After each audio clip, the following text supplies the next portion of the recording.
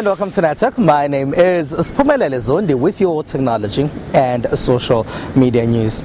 You can be a part of our tech conversation. Find us on SABC Network on Facebook, Twitter and Instagram. It's newsnetwork@sabc.co.za on email. This week, our Twitter poll is asking you if you think diversity is important when it comes to the emojis that we use. This as there will now be gender-neutral emojis. Results of that poll are coming up later in the program. But first, here's what's coming up tonight. We go to the MTN IoT and App Awards. We have information on a free digital skills program that is now expanding. And our conversation is about the alleged attack of Uber and Taxify drivers by drivers of the new e-hailing operator that is YoTaxi app. A lot of us spend much time on our mobile phone applications deciding where to go, what to eat, who to chat to and what to chat about. Mobile phone applications help with very many things. That's why MTN has the MTN Mobile Phone Application and IoT Awards. They took place in Johannesburg recently, and producer Sandile Hlangane went there.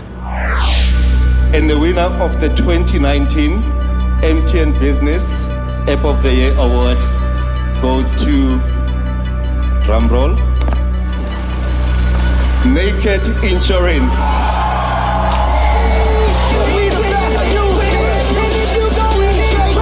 Startup company Naked Insurance won the 2019 MTN Business App of the Year Award. The company uses cutting-edge artificial intelligence to give consumers insurance cover at the touch of a smart screen in under 3 minutes. We took insurance, which used to be a process filled with call centers and all sorts of other manual processes, and we turned it, using technology, we turned it into a process that's now instant. Something you can do just at the click of a button, instantly buy cover, switch your old cover, and even on the days that you're not driving, press one button so that you're paying less. Users have constant control over when and how much cover they have, and all claims and processes is done via the app. It's all about empowering people to control their own insurance with just the click of the button, and without having to interact with humans and without having to work through all sorts of complicated policy documentation. It's all right there in the app. You can buy your cover without human intervention, and you can literally customize your cover with just the click of a button.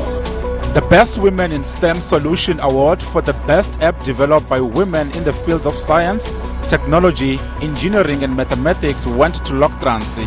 This app allows parents and caregivers to monitor and keep track of their children's school transport in real time. The app, what it does, it gives parents, drivers and schools peace of mind. So we are selling peace of mind. The parents will download the app, the drivers and all of that. As soon as they have downloaded the app, they can interact with the app because it's integrated. So the parent will be able to monitor the child during the routes or during the whereabouts of the child. Let me put it like that. This year's edition focused on expanding the judging panel to 9 members. The panel was made up of business leaders and experts in their respective fields. It's a select group of judges who are industry experts, everything from education, agriculture, financial solutions and so forth. And then we deliberate all the different apps that each founder gets an opportunity to come in and to talk to us and tell us about the app and why the app should win. We then look at, does the app work? Some of the judges were previous winners. Some of the judges are just industry experts in their own right. Some of the judges are invested captains of the industry.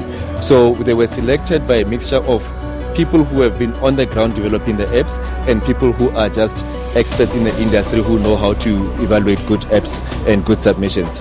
MTN says despite the exponential growth of the app development industry in Africa, leading countries like SA, Kenya and Nigeria contribute less than 5% of the developers and generate less than 5% of the global app revenue. Digital marketing is something that confuses a lot of people. That's why Digify Africa has decided to offer free skills that teach people about digital marketing. All you need to have is a matric certificate in order for you to apply. You also need to be between the ages of 18 and 35. As just about everything is online, a lot has had to change. That includes marketing. that digital marketing is more than social media, and one can actually make a career out of digital marketing, and they can actually start businesses that can help industries grow using social media skills.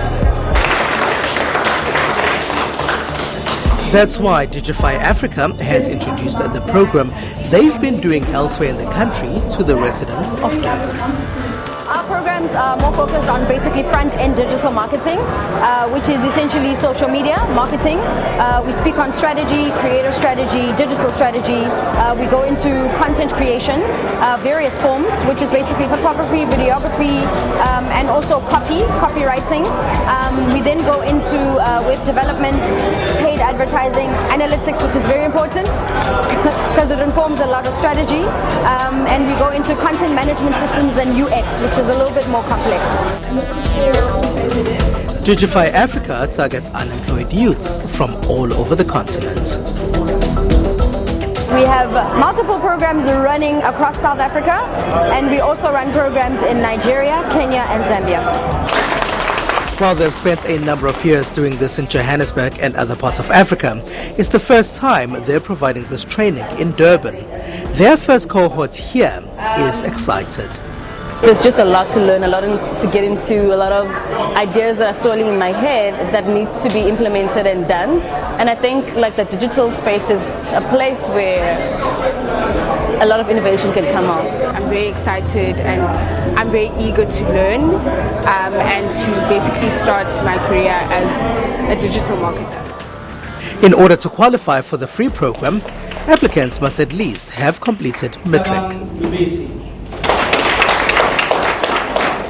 In the past, when one got into trouble on the road, there was very little they could do, except to perhaps try stop other vehicles that were passing by. But new technologies have helped with safety when using transport. The minibus taxi industry today is the most critical pillar of the South African public transport sector.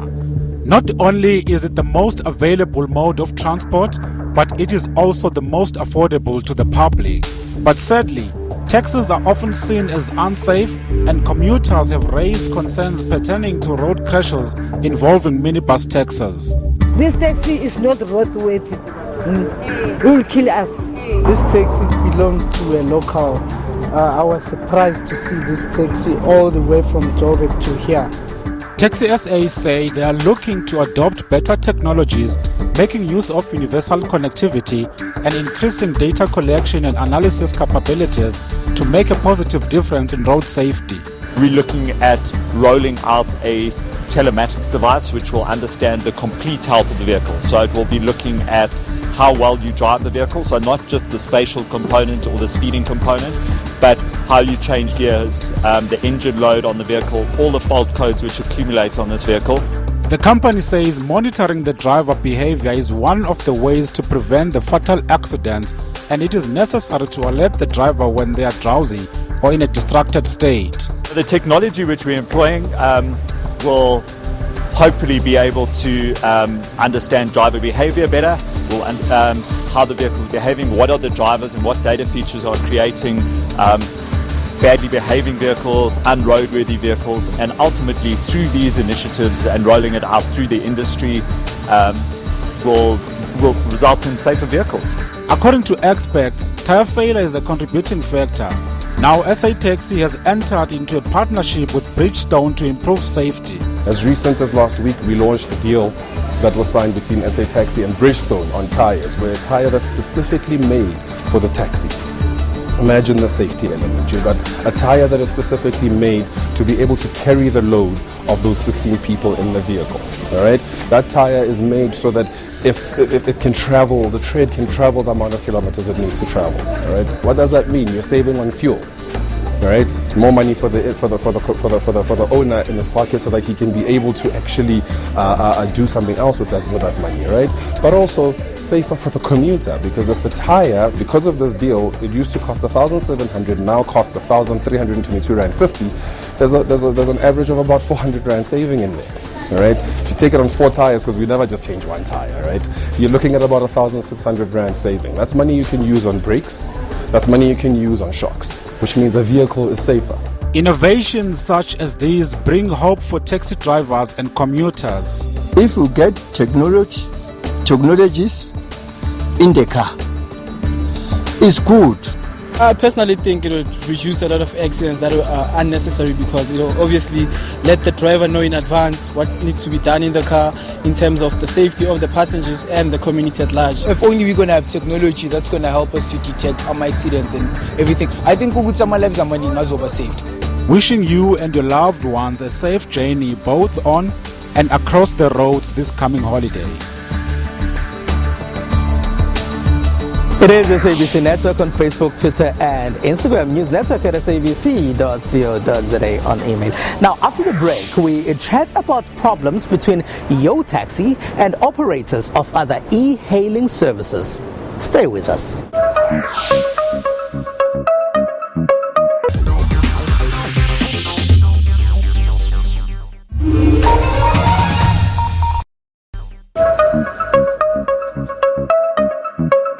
It is SABC Network on Facebook, Twitter and Instagram. News Network at sabc.co.za on email. Welcome back. Now, in the last couple of days, there were a number of videos doing the rounds on social media saying it's operators of a new e-hailing service, YoTaxi, intimidating passengers and drivers of Uber, Bolt and Taxify in Durban. Now, YoTaxi is owned by 12 taxi associations in Durban. They say they want to enter the e-hailing service as well, and they want to compete with Uber and Bolt. Now, social media users have said that they've also threatened users of Taxify and Uber, saying that if operators of those services want to continue working, especially in the city of Durban, then they must pay 10,000 Rand each for a vehicle to operate within the city of Durban. Now, I had a conversation with the Durban E-Hailing Association to find out if this is true and what's been going on. Right, Andre Durban, thank you very much for joining us. Maybe if you can start by telling us what the Durban E-Hailing Association does. Well, Durban E-Hailing Association was formed on various aspects. Number one, to regulate the body, the e-hailing, to put law and order in the e-hailing, all the myths and all the wrongs that's going around it, and more so, we want to operate on the same parameters as like how the taxi associations operate. So there's law and order, there's structures, and we feel that the same must apply for e-hailing. Can anyone who has a vehicle that's part of an e-hailing service be part of your association? As long as you're an e-hailer, there's different types of e-hailers. You get a Bolt e-hailer, you get a Taxify e-hailer, you get an Uber e-hailer. Doesn't matter who you are, what e-hailing you belong to. Our association is not prejudiced to any particular e-hailing app.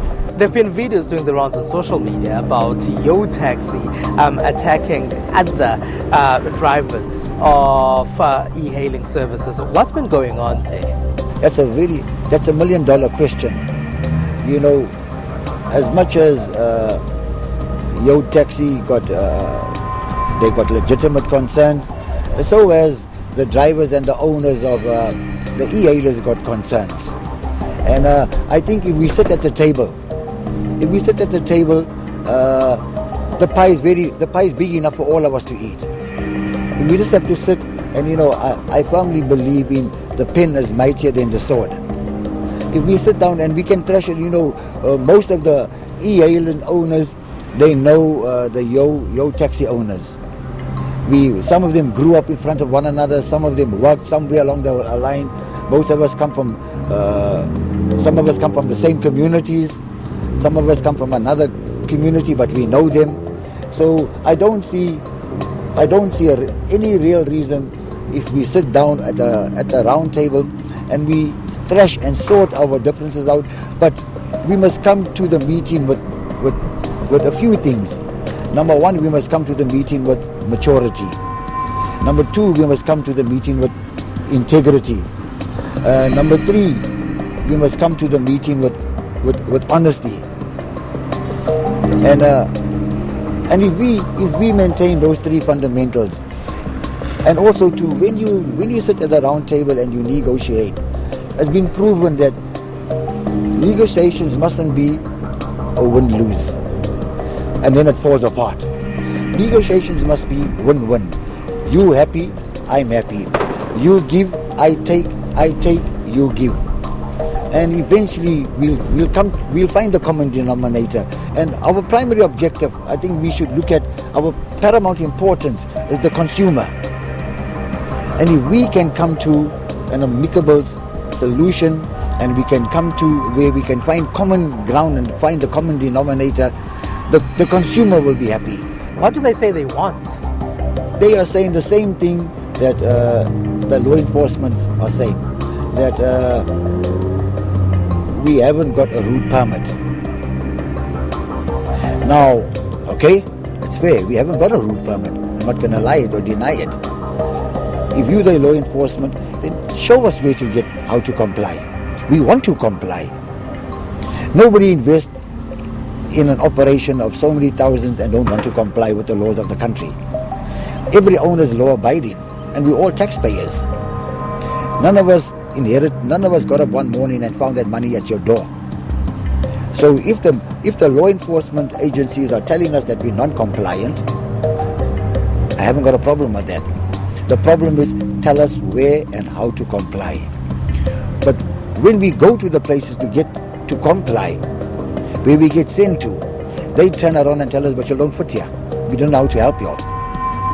So we are saying, between the two agencies, the one that issues out the route permit, the one that enforces the law to see that you have the route permit, between the two of them, they're not talking to one another. Somewhere along the line, something is lost between the two of them. Somewhere is lost. And if you look at right through the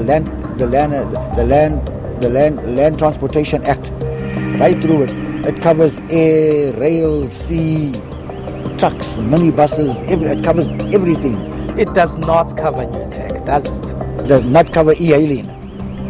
Now, who's behind the fourth industrial new technology? What's it called, sir? Is that not part of the fourth industrial revolution?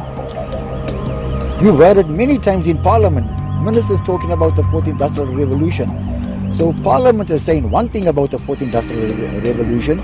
When it's produced, Parliament is now closing the curtain. They don't want to entertain the fourth industrial revolution. But it's been spoken about the fourth industrial revolution. So the reason why there's nothing about us, because it's not regulated. So tell us how we're going to do it, how we can. Because if you look at e-hailing across the board, if you look at e-hailing from Cape Town, you take it all the way down to Durban, it's here to stay, my brother. Andre De Bruin, thank you very much for joining us. My favorite piece of technology has definitely got to be my phone. Hey, ndenzele anxiety ngamanye amaxesha, but can't live without. I love you so much. It's got a low battery,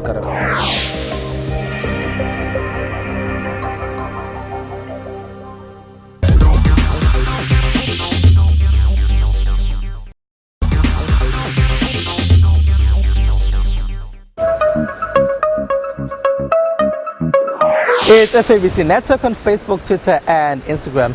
Welcome back. Now here's what else took place in the rest of the technology space in the rest of the world.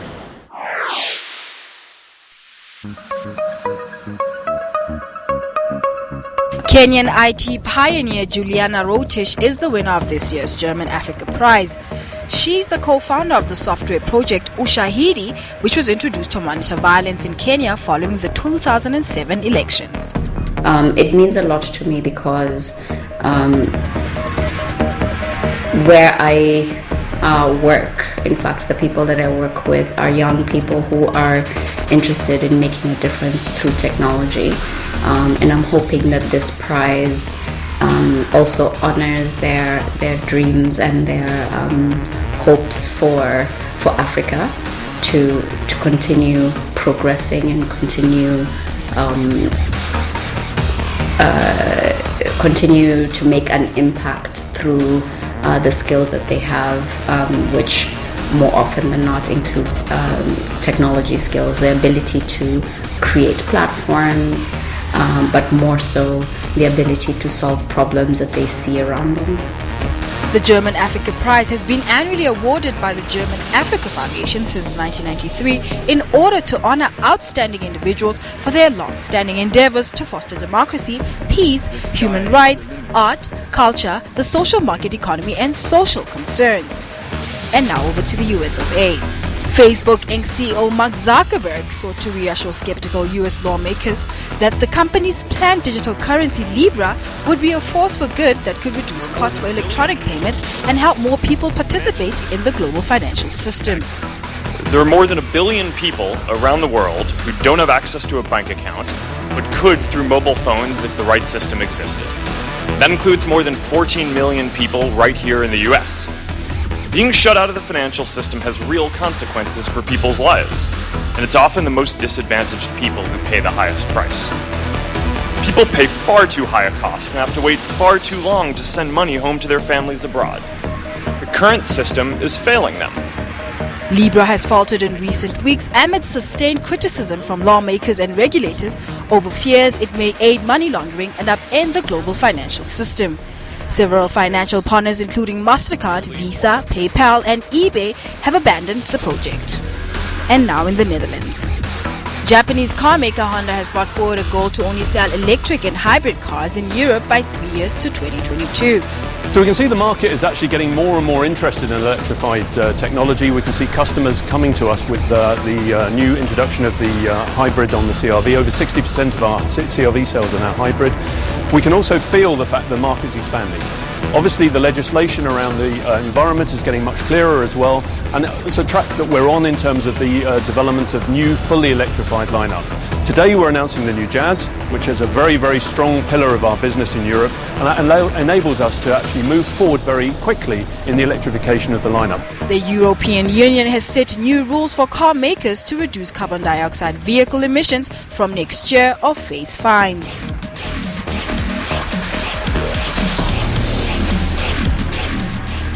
Unicode Consortium has announced that they will be launching new gender-neutral emojis. Our Twitter poll this week is asking you if you think diversity is important when we are chatting and using emojis online. The vast majority of you, at 43%, say yes, it's very important to have diversities with the emojis that we are using. At 23% are people who say this is not important. There's 28% of you who say you don't care. And in last place is 5%. Those of you say you don't actually use emojis at all.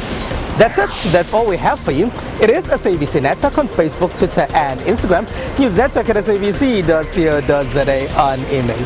From me, Spumelele Zondi and the rest of the team, thank you very much for being a part of our network. Have a good one. It's good night.